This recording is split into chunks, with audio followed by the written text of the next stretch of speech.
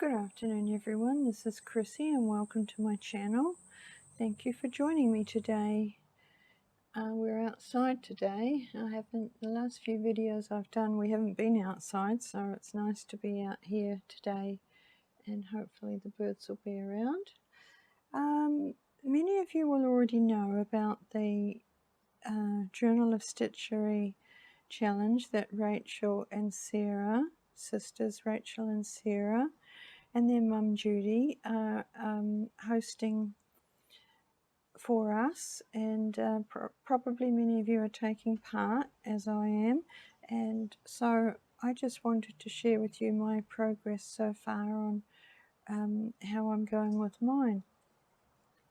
This is the book that I'm using. I found this in an op shop and I was really happy to find it.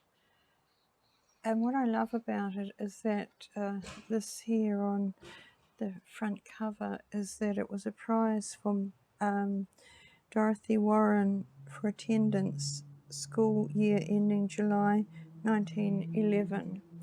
So I thought that was lovely. Before I carry on showing you my progress, I want to take the opportunity to thank Rachel and Sarah and their mum, and I for one will, I know I'll learn a lot from them. They're very talented ladies, so thank you very much for taking time to take us through this project.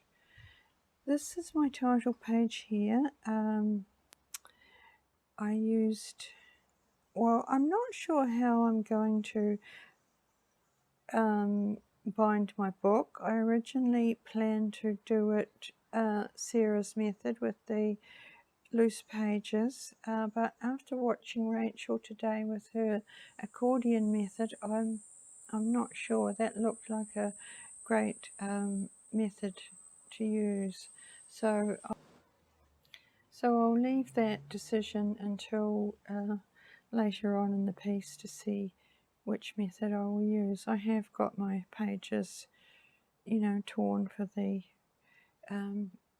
individual page method. This was my title page, and I've stitched just some pieces of fabric and lace together for a background, and I've used some Canthus stitch, some cross stitch, and not bullion, French knots and colonial knots here, and some stem stitch. And then I've stitched the Journal of Stitchery here on a little piece of fabric and stitched that on. So that was my title page, and then we did the two samplers, and I went quite colourful for those, but quite happy with them. This was a new one for me, the turkey work. I'd never done that before, so I learnt how to do that. I'm still learning how to do bullion roses. I haven't quite mastered that yet, but I'm practicing, and all the other stitches. And I stitched 2021 here because I actually stitched these in 2021, so now that we're into 2022, I'm not sure that that was the right thing to do, but anyway, that's what I've done. I can always add 2022 somewhere else in the book, I guess. And then this is first month, and our prompt was vintage lace and bouncing bunny, and I have to I think I'm the naughty girl in the class actually, because I didn't realise that we were supposed to sort of do it week by week, and that Rachel and Sarah would be sort of going over different things each week for the whole month. And I started mine and I got so into it that I think I finished it now, but I'll give myself a slap on the wrist and take more notice and do better next time. Anyway, this is my bouncing bunny page. I started out with this sort of linen fabric under here, and I stitched that down by the method that Rachel showed us, with the little stitches all over it to sort of fix it down. And then I've got some other pieces of fabric here at the top, this striped green one and this one here. Then I cut this out of a piece of fabric, and I've stitched that on with overcast stitch that Sarah called that overcast stitch. So that's how I've done that. It is a little bit, I've got a little bit of a wrinkle in it, and I would have liked to have avoided that, but I might have to take more care next time to not get it to be wrinkled.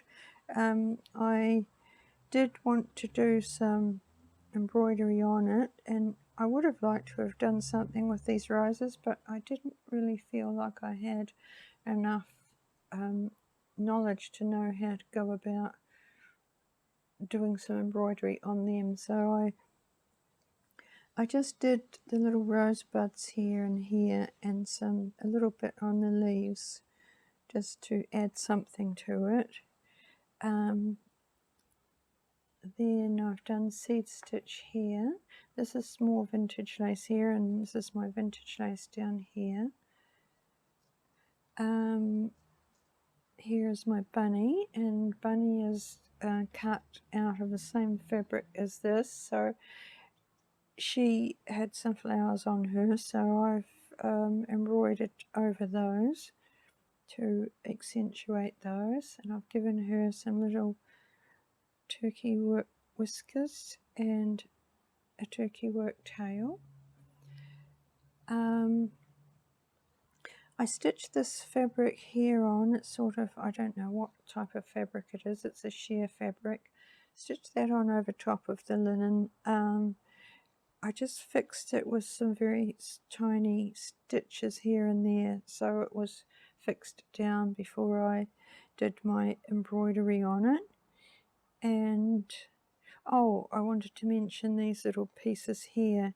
On Rachel's first week, she just added some little tiny pieces of scrap to her piece, and I thought it added so much to the piece, so I just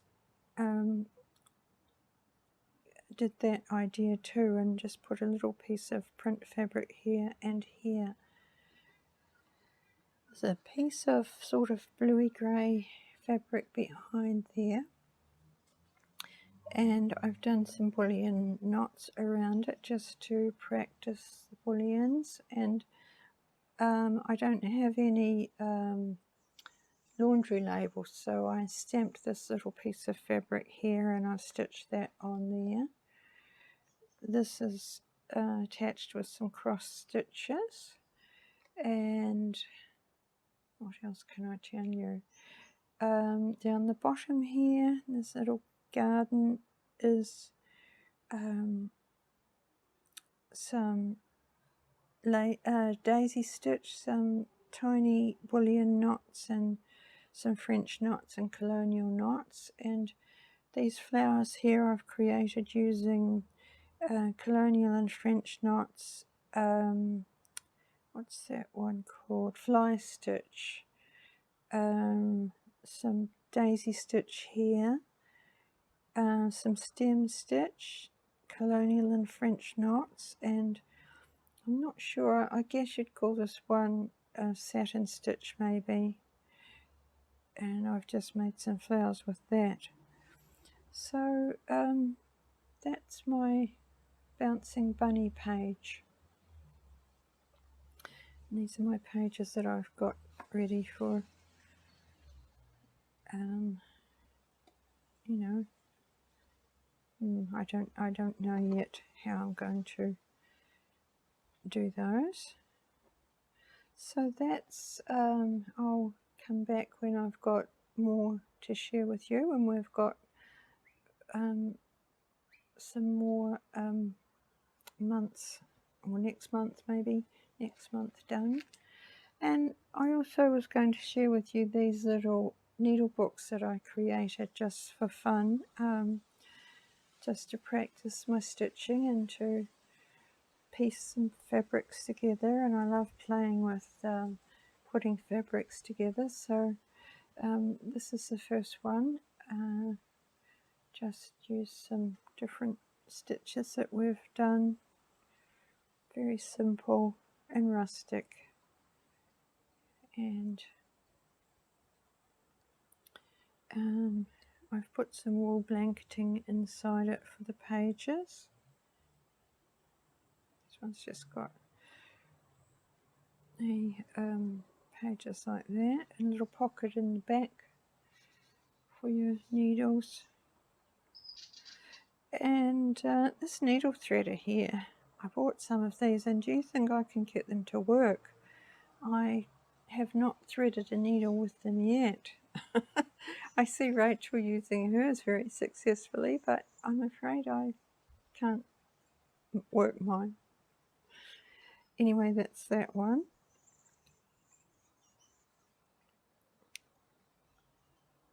And this is the other one.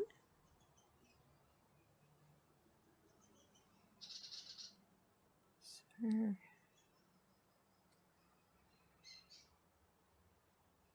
I've blanket stitched around this one, right around the edge. This one I just did an overcast stitch on, and then this has got an extra page in it, and a pocket in the back for the scissors and needles. So they were fun to create. I might have to find something else to stitch now, seeing I was the naughty girl in the class and finished my page too soon. But anyway, thank you very much for joining me. I hope everyone's well, and I'll see you again next time. Bye now.